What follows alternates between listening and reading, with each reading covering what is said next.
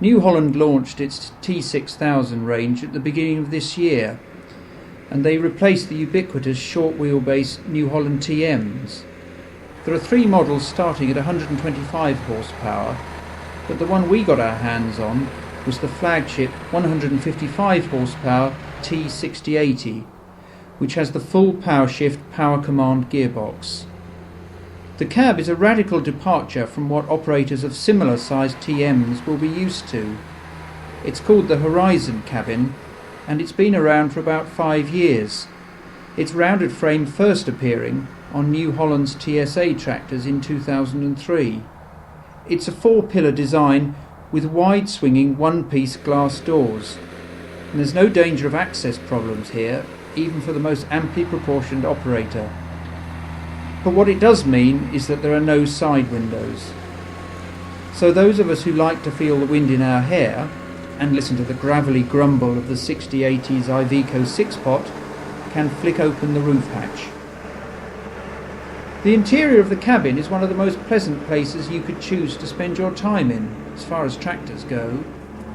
Unlike the old TM, it's incredibly light and airy, and it's not badly screwed together either.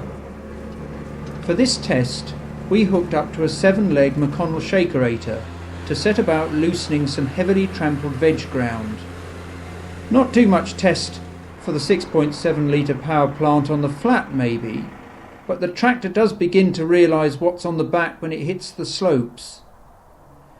As you might expect for a tractor of this size, there's auto engagement of diff locks and 4-wheel drive depending on speed, front wheel angle and linkage position. And linkage raise and lower can also be set to trigger the PTO to kick in and out. It's simply set. You just press and hold the relevant rocker switch, then it's a case of manually tweaking the linkage slider to set the PTO in and out points. With this and the option to pre-select 2 engine speeds for work and the Headland, there's not too much for the driver to worry about.